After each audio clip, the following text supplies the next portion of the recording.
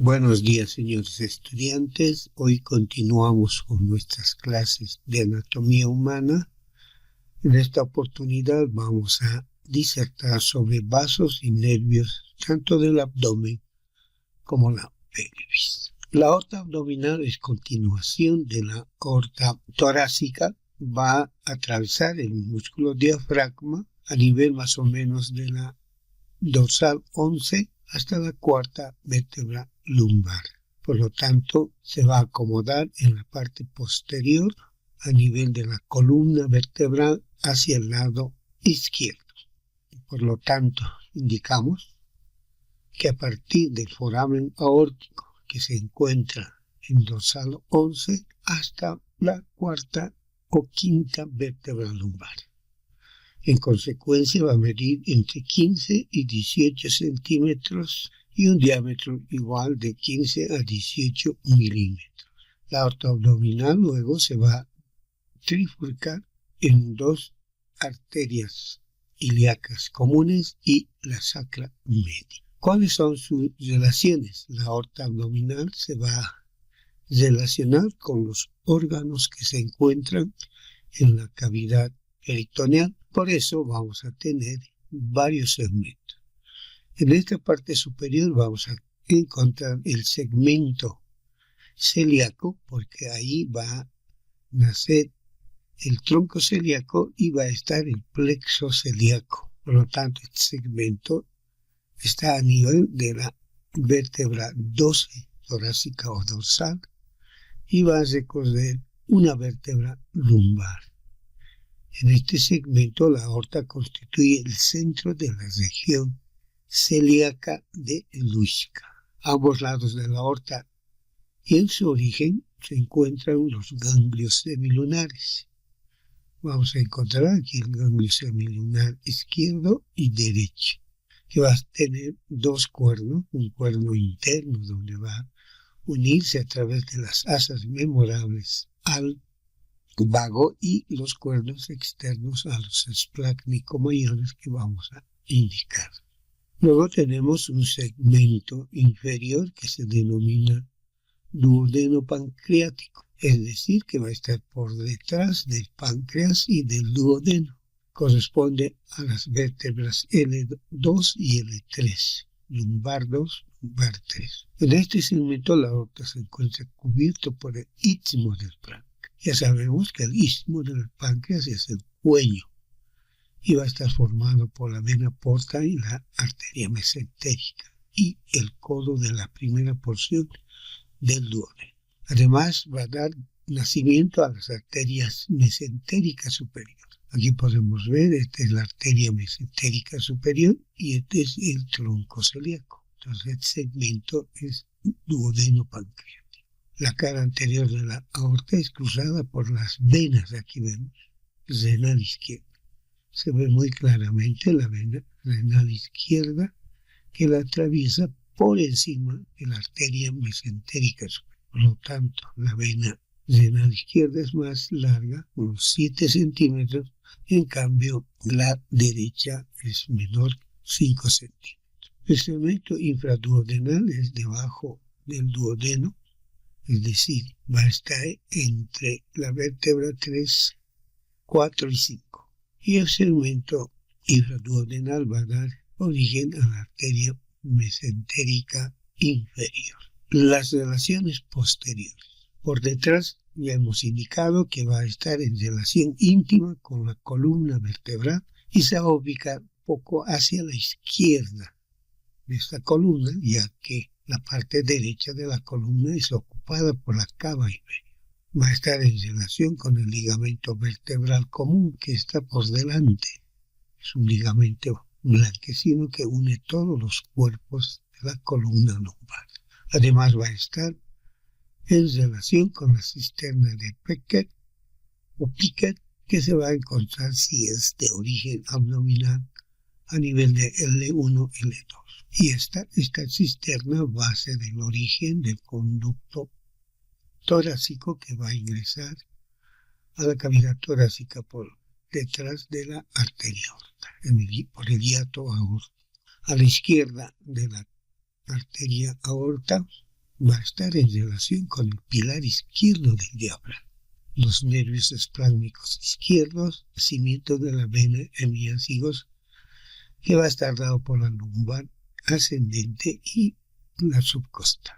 También va a estar en relación con la cápsula suprarrenal del riñón izquierdo, el borde interno del mismo riñón, la pelvis renal y el uréter en su segmento superior. A la derecha va a estar en relación con el hígado, entre el lóbulo de Spiegel o lóbulo caudado del hígado y la cava inferior.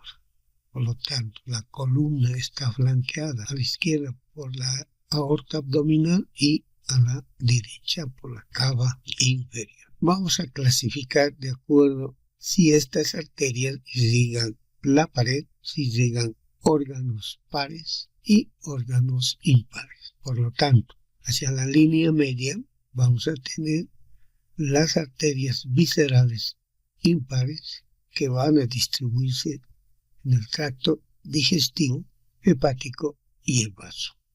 Por lo tanto, vamos a tener el tronco celíaco que va a estar a nivel de la dorsal 12 y lumbar 1.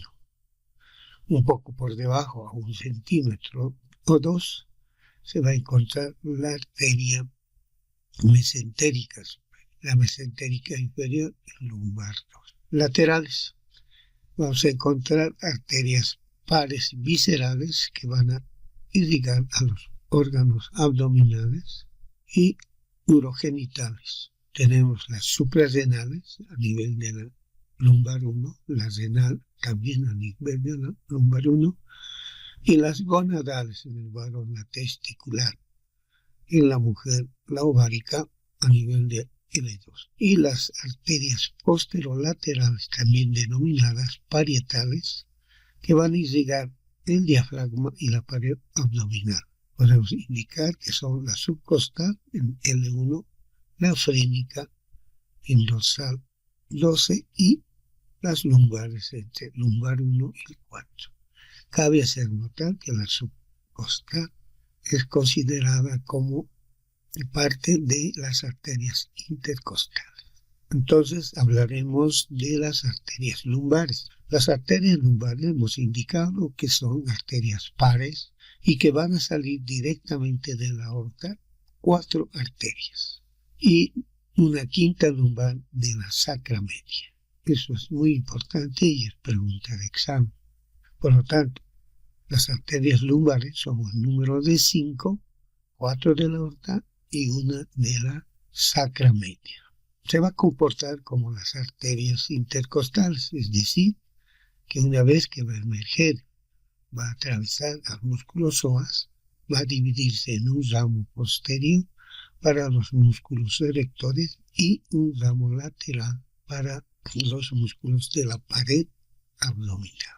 Por lo tanto, después de su origen, cada arteria se dirige transversalmente, pasando por detrás de los pilares y el tronco simpático lumbar por debajo del arco del psoas o ligamento arqueado medial hasta llegar al agujero de conjunción, donde se va a dividir en rama posterior o dorso espinal y una rama anterior o lateral abdominal.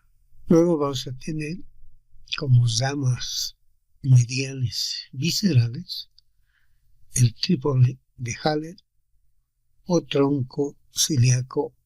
Esta arteria es impar y gruesa, va a tener aproximadamente 1.25 centímetros, es decir, entre 1,5 centímetros, y va a dar origen a 3 ramas arteriales: la esplénica, la hepática y la gástrica izquierda.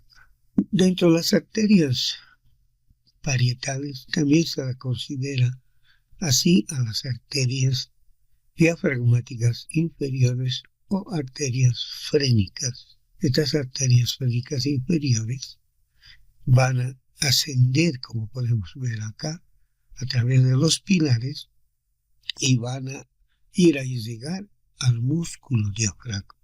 va a tener un ramo medial, un ramo lateral y un ramo para la cápsula suprarrenal como arteria suprarrenal superior. Como arterias impares vamos a tener al tronco celíaco o trípode de Halley. Es una rama gruesa que va a dar origen a 3 arterias, de ahí su nombre de trípode de Halley, la hepática, la gástrica izquierda y la esplénica. Va a medir entre 1.25 a 1.5 centímetros y como vemos va a ir a llegar a la gran parte de las vísceras abdominales, es decir, al hígado, al estómago, al vaso, al páncreas y al duodeno. Está, como hemos indicado, inferior a las arterias frénicas o diafragmáticas que van a ascender. Esta se va a dividir como arteria esplénica a la izquierda. Esta arteria esplénica es tortuosa, va a tener un primer segmento que va a ser suprapancreático, luego se va a la cara posterior, se convierte en segmento retropancreático y finalmente se hace prepancreático y va a ir al aumento pancreático esplénico, donde se va a dividir en ramas terminales y va a ingresar al hilio del vaso. En su recorrido va a dar varias arterias. Según los autores clásicos, va a dar ramos descendentes pancreáticos y dentro de esos ramos descendentes vamos a observar un ramo denominado dorsal o arteria pancreática magna. Algunos autores anglosajones indican que esta sería la arteria dorsal del páncreas y esta sería la arteria pancreática magna. De todas maneras, lo que es común encontrar son ramos descendentes cortos y un ramo dorsal que se va a dividir en una rama derecha y en otra rama izquierda. Luego tenemos ramos ascendentes que van a irrigar a la cara posterior del estómago. Y finalmente las ramas terminales, que son entre 3 arterias que irrigan al vaso. Por eso esta arteria se llama esplénica, que viene del griego esplen, que significa vaso. La otra arteria es la arteria gástrica izquierda. Esta arteria gástrica izquierda va a introducirse entre las 2 hojas del aumento menor, es decir, gastrohepático, y va a dirigirse hacia el cardias. En ese recorrido del cardias va a dar una hepática accesoria para el lóbulo izquierdo del hígado. Luego va a ser una especie de callado y ahí me va a dar una arteria ascendente que va a ser la cardioesofágica y va a descender dividiéndose en 2 ramos en la curvatura menor del estómago para anastomosarse con la arteria gástrica derecha o pilórica. Luego tenemos la arteria hepática común. Esta arteria hepática igual se va a introducir entre las 2 hojas del aumento y va a dirigirse hacia la derecha al hilio del hígado. En su recorrido tenemos un segmento denominado hepática común y luego se continúa como hepática propia. El punto de división va a ser la emergencia de la arteria gastroduodenal. Esta arteria gastroduodenal va a descender hacia la cabeza del páncreas y la primera porción del duodeno. Se va a dividir en un ramo anterior y ramo posterior. El ramo posterior, como vemos acá, va a acompañar al conducto colédoco y se va a convertir en satélite del conducto colédoco. Entonces, estas ramas se van a dividir en pancreático duodenal anterior y pancreático duodenal posterior derechas. Vuelvo a repetir, la arteria gastroduodenal se va a dividir en 2 ramas, una anterior. La arteria gastroduodenal se va a dividir en arteria pancreático duodenal derecha superior, ramo anterior, ramo posterior. El ramo posterior es el satélite del conducto colédoco. Y la otra rama de división es la arteria gastroepiploica o gastromentalis derecha. Luego, una vez que se convierte en arteria hepática propia, va a dar la arteria gástrica derecha, antes llamada pilórica, porque va a descender hacia el píloro y va a irse a la izquierda en la curvatura menor del estómago para encontrar a la gástrica izquierda. Y de esta manera van a formar el circuito de la curvatura menor del estómago. Una vez que se encuentra ya en el epiplo, la parte extensa del epiplo menor, va a estar acompañada a la derecha por el conducto colédoco, hepatocolédoco y hacia atrás la vena porta. Se va a dividir en un ramo izquierdo y en un ramo derecho. El ramo derecho va a dar la arteria cística, que se va a dividir en dos ramas, una inferior y otra superior, formando así el triángulo de Calot. El triángulo de Calot está dado por el conducto cístico, el conducto hepático y la arteria que va a formar este triángulo. Por debajo del tronco celíaco encontramos la arteria mesentérica. Se llama así porque va a entrar al mesenterio del intestino delgado.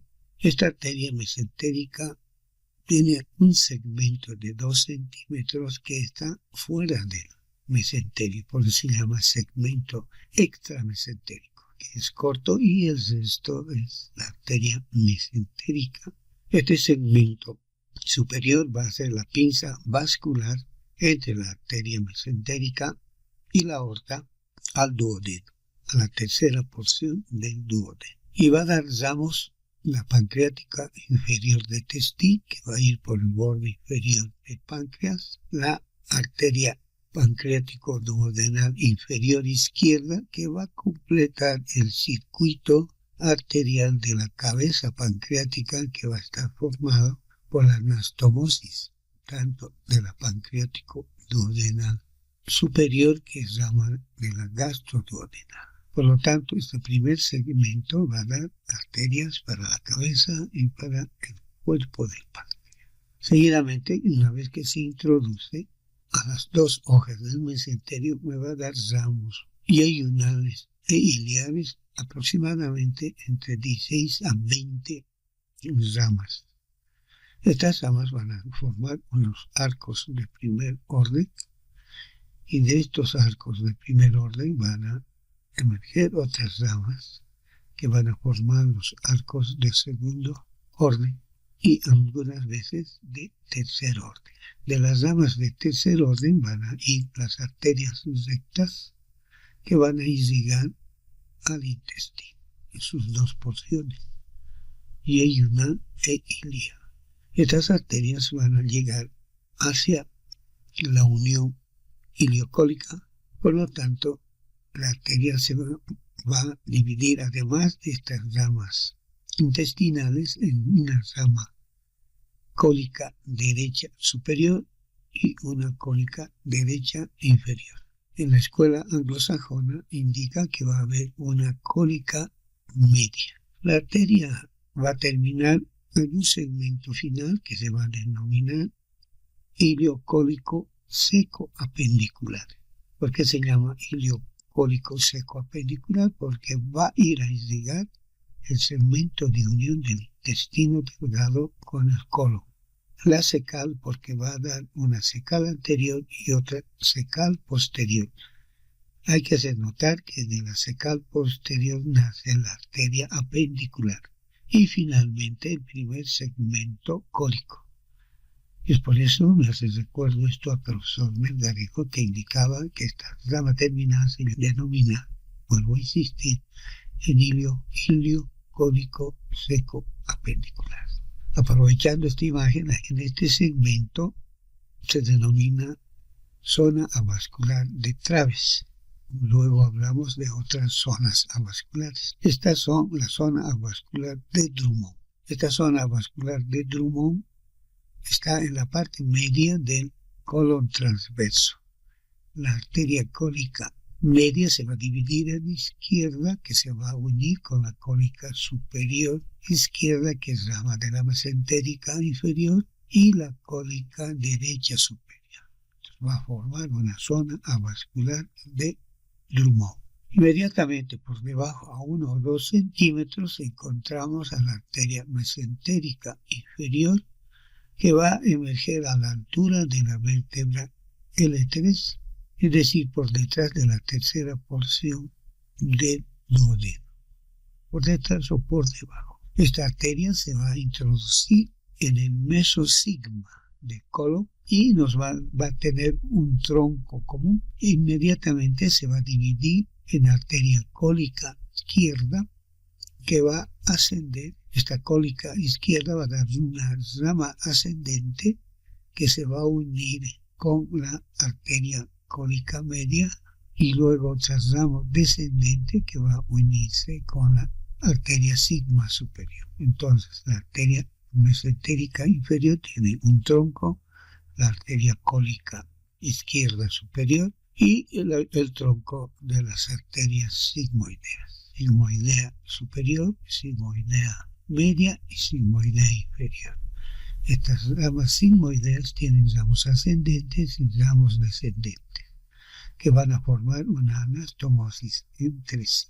Entonces tenemos aquí la arteria superior, media, inferior y la sigmoidea IMA. En conclusión, la arteria mesentérica inferior va a dar la cólica izquierda superior, el tronco de las sigmoideas, que van a ser la sigmoidea superior, la sigmoidea media y la sigmoidea inferior, y como ramo terminal la arteria rectal superior, antes llamada hemorroidal, y que esta se va a dividir en dos, una derecha e izquierda, y de la izquierda va a salir un ramo anastomótico con la sigmoidea inferior para formar la sigmoidea IMA. Y este punto de irrigación de la sigmoidea IMA se denomina punto de Schreck. Otro punto avascular de Grinfeld, que es la unión de la arteria cólica izquierda superior con la porción izquierda de la cólica media.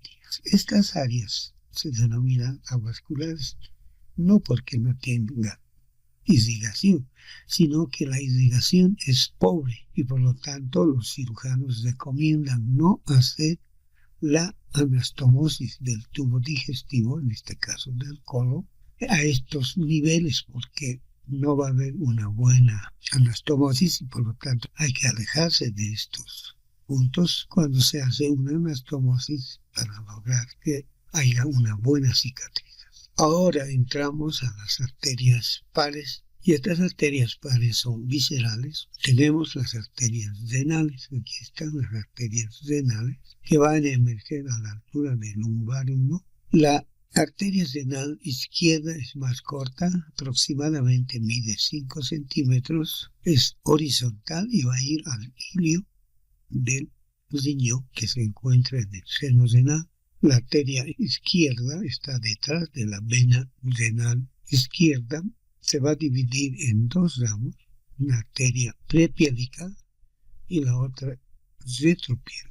La arteria piélica va a formar unos circuitos que van a rodear las pirámides renales. En el lado derecho es más larga porque está entre medio de la aorta y el riñón, la cava inferior, aproximadamente tiene 7 centímetros.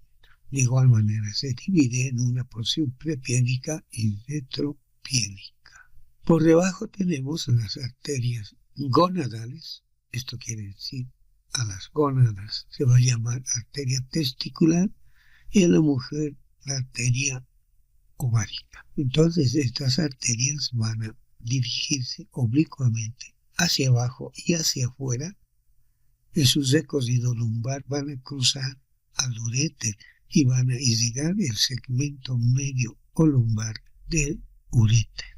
Una vez que cruzan, van a dirigirse en el caso de la mujer, al infundíbulo pélvico para encontrar al ovario. En el caso del varón, va a ir al conducto inguinal, va a atravesar el conducto inguinal hasta encontrar al testículo. Entonces, la arteria ovárica más abajo cruza la arteria ilíaca externa. En cambio, la arteria testicular va a ir al conducto inguinal. En cambio, la arteria ovárica al infundíbulo pélvico. Aparte de hablar de las arterias del abdomen, también es importante hablar del sistema portavenoso. Se denomina porta porque va a iniciarse en capilares, va a formar un vaso grueso y nuevamente se va a capilarizar, en este caso a nivel del hígado. Entonces la sangre proveniente de la vena esplénica que viene del vaso y del páncreas va a unirse a la vena mesentérica mayor, que va a recoger las venas del intestino delgado, además de la porción cólica derecha, es decir, del ciego colon descendente y parte derecha del colon transverso, para formar la vena porta. Además, esta vena porta va a recibir la arteria, va a recibir la vena mesentérica menor, que va a ir a formar, que va a ir a anastomosarse a la vena esplénica. Cabe hacer notar que aquí la vena mesentérica mayor, la vena mesentérica menor, segmento de la vena esplénica y la vena renal izquierda forman un cuadrilátero. La vena porta en sí va a recibir ramos provenientes del estómago, ramos cardioesofágicos, un ramo de la vena gastroepiploica, la vena cística, y antes de ingresar al hilio del hígado se va a dividir en izquierda y derecha, formando los 8 segmentos o segmentándose en los 8 segmentos del hígado. Dentro del sistema venoso vamos también a encontrar a la vena cava inferior, que va a resultar de las venas ilíacas comunes izquierda y derecha, y esta a su vez va a resultar de la vena ilíaca externa, que va a convertirse la femoral en ilíaca externa, y la vena ilíaca interna o hipogástrica. Esta vena ilíaca va a recoger el retorno venoso de las vísceras pélvicas, es decir, de la vejiga, el recto en la mujer, el útero y la vagina, y en el varón la próstata y las vesículas seminales. Una vez que has recogido las venas de estas vísceras, forman la ilíaca interna, y está con la externa, la ilíaca común, y la vena cava. Como podemos ver, va a recibir las venas renales, las venas gonadales en el lado derecho, y además algunos ramos de las cápsulas suprasíntacas. Ahora entramos a la irrigación de la pelvis. La irrigación de la pelvis va a estar dada por la arteria ilíaca interna, o también llamada hipogástrica.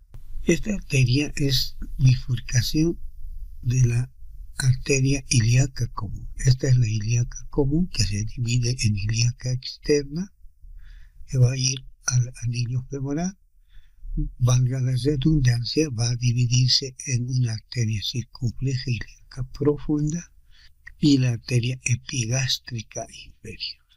La arteria ilíaca interna va a descender a la cavidad pelviana y va a dar 10 ramos o 10 ramas arteriales.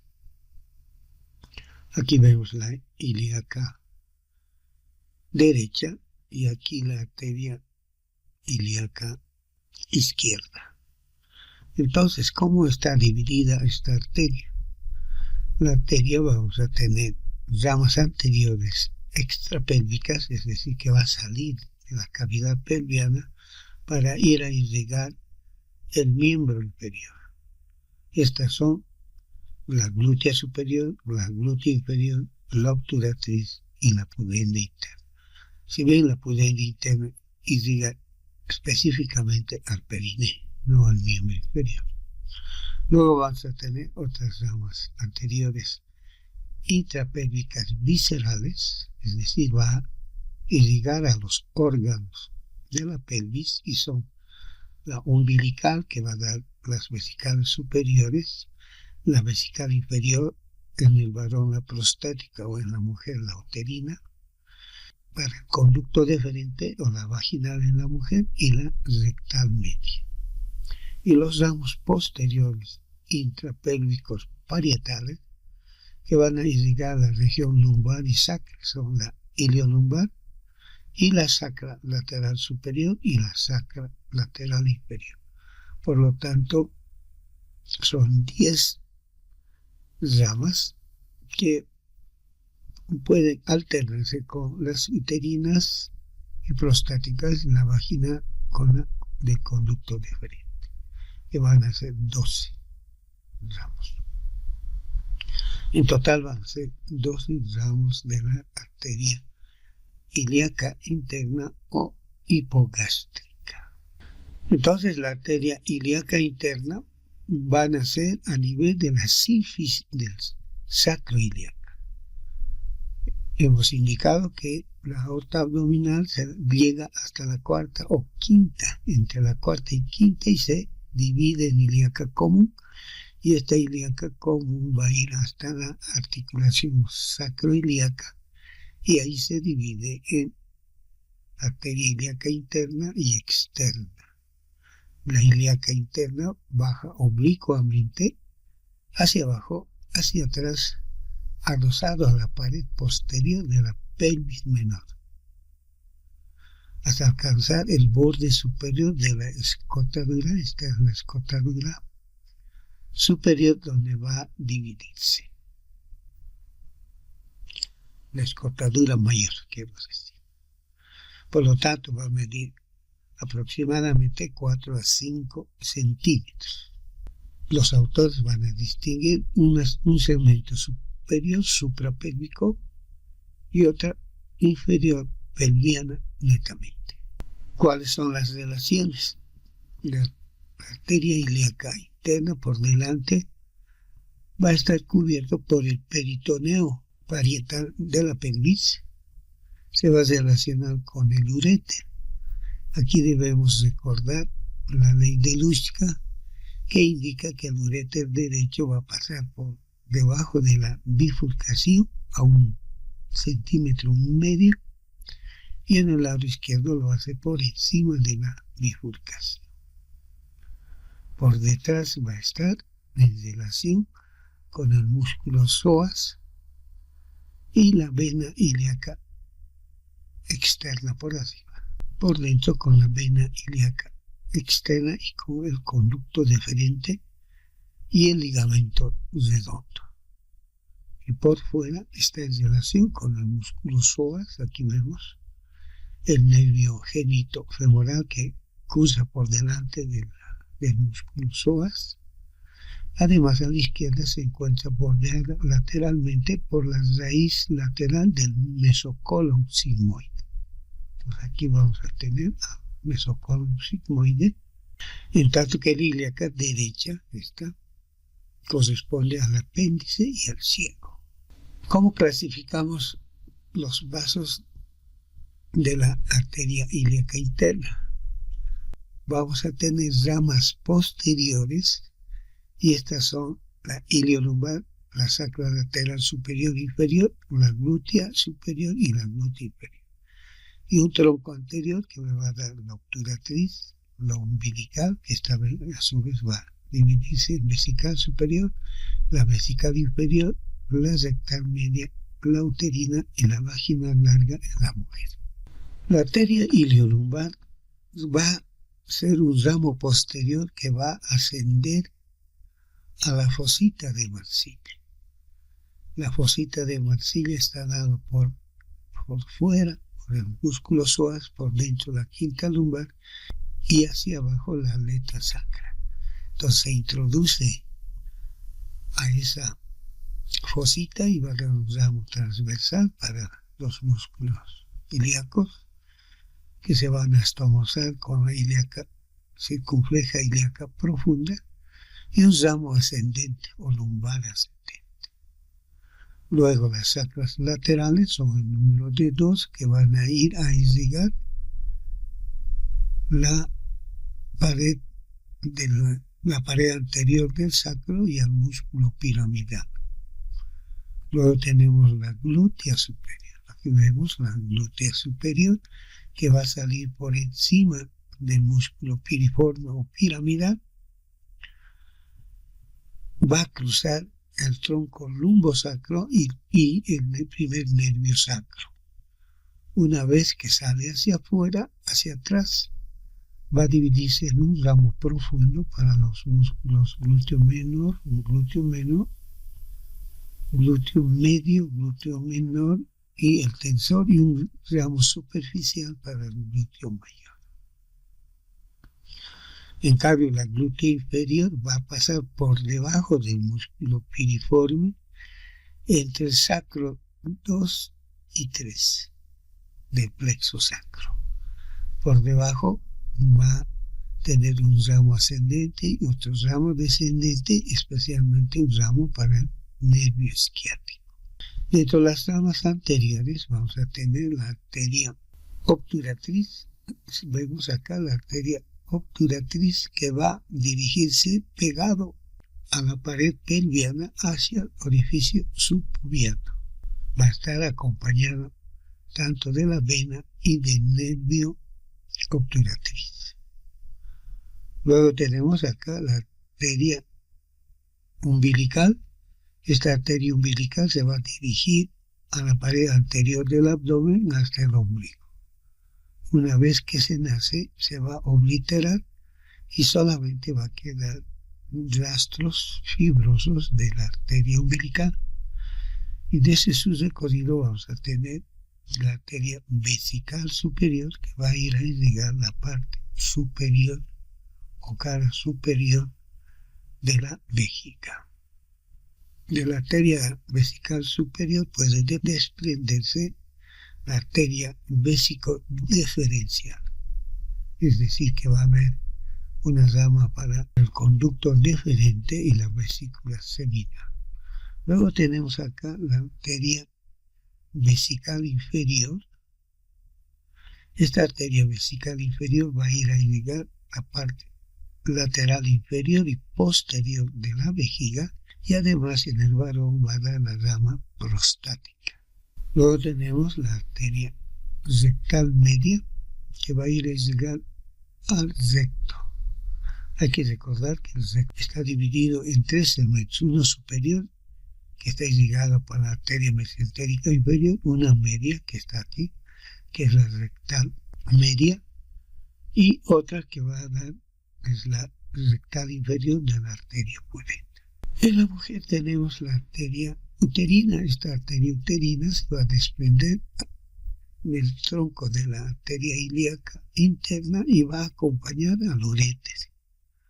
El uréter se va a dirigir a la vejiga, en cambio la uterina va a ascender por el borde lateral del istmo y del cuerpo del útero. Por lo tanto va a ser un callado, va a dar ramos uterinos, va a dar ramos cervicales, vésico-cervical, vésico-vaginal.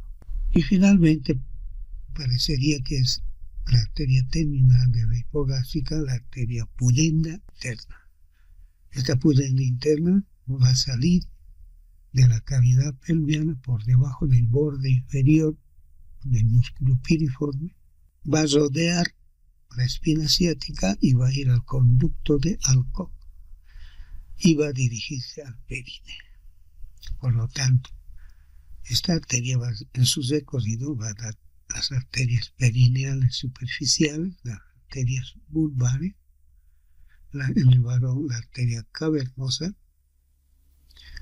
y antes va a dar también arterias prevesicales.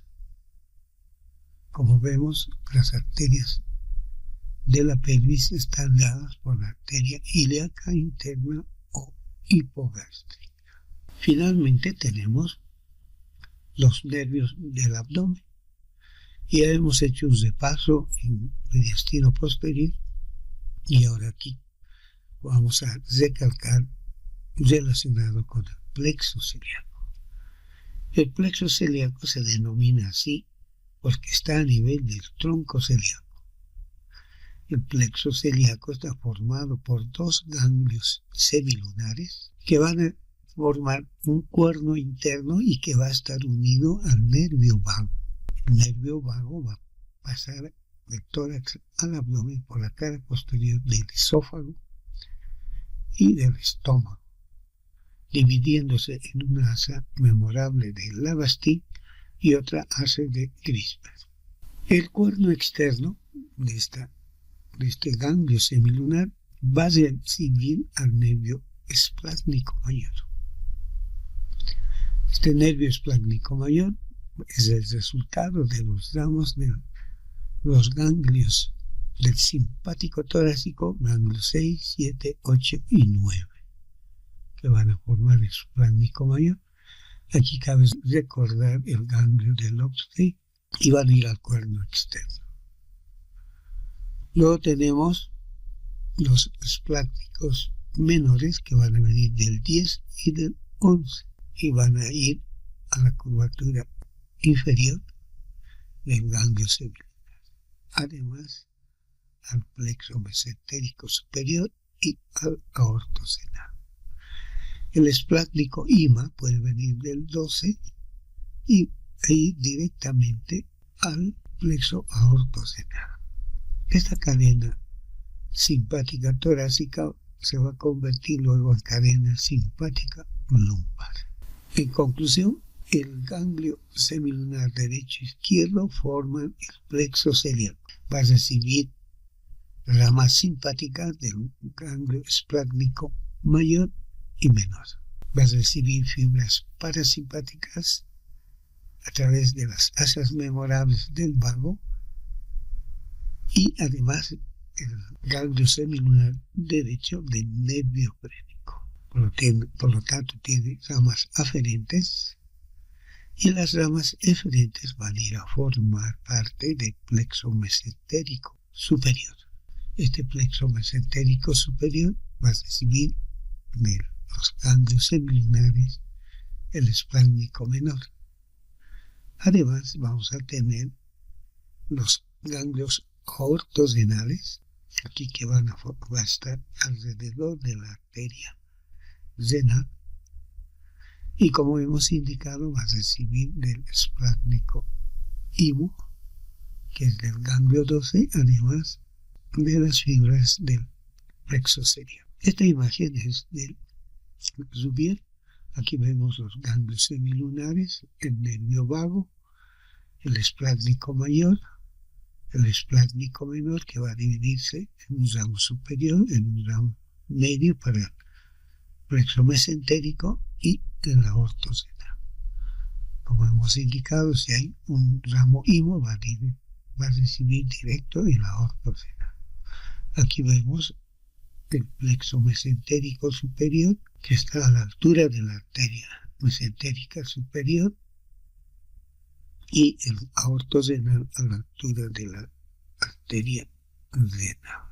A nivel de la cavidad abdominal se va a formar la cadena simpática lumbar y va a formar 4 ganglios: el lumbar 1, lumbar 2, lumbar 3 y lumbar 4. Esta cadena simpática lumbar va a formar el plexo hipogástrico, es decir, el plexo hipogástrico que va a estar por delante del promontorio, es decir, entre la quinta vértebra lumbar y la primera sacra. Este plexo es una Z y va a tener dos raíces. Una raíz medial que va a recibir del plexo mesentérico inferior. Este plexo mesentérico inferior se forma a nivel de la arteria mesentérica inferior y va a recibir ramos aferentes de los aortos renales y del mesentérico superior. Y ramos laterales que van a venir de lumbar 1, lumbar 2, y lumbar 4. De esta manera se forma el plexo hipogástrico que van a formar los nervios presacros o nervios hipogástricos que van a ir hacia abajo para ir a formar el plexo hipogástrico inferior. Aquí podemos ver en esta figura el plexo hipogástrico superior y aquí en la cavidad pelviana ya vemos la cadena simpática sacra. Tenemos el ganglio 1, 2, 3 y 4 y un ganglio impar que está a nivel del coxis. ¿Cómo se forma el plexo hipogástrico inferior? Está por debajo del plexo hipogástrico superior, es este, al lado del recto. Va a tener ramas que van a venir de los simpáticos, de los ganglios sacro 2, 3, algunas veces del 4.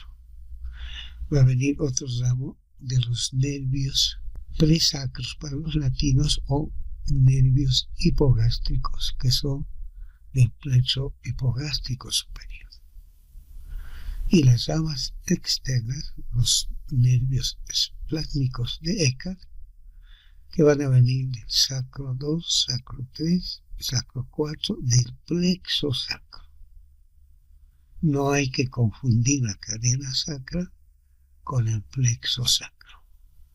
Entonces, como podemos ver, el plexo hipogástrico inferior tiene ramas aferentes de los nervios hipogástricos que son parte del plexo hipogástrico superior, ramos de la cadena simpática sacra de sacro 2, sacro 3 y sacro 4 y ramos esplácnicos pelvianos provenientes de plexo sacro 2, sacro 3, sacro 4 que son ramas parasimpáticas. En conclusión, el plexo hipogástrico inferior está formado por ramas simpáticas que van a venir de la cadena simpática sacra, los ganglios simpáticos sacros, de los nervios hipogástricos y parasimpáticos de la médula sacra del 2, del 3 y del 4, y de esta manera van a tener los dos sistemas, simpático y parasimpático, y de este plexo hipogástrico van a dirigirse hacia las vísceras pelvianas para formar plexos accesorios como ser el plexo rectal, el plexo vesical, en el varón el plexo prostático y en la mujer el plexo uterino y vaginal. Muchísimas gracias.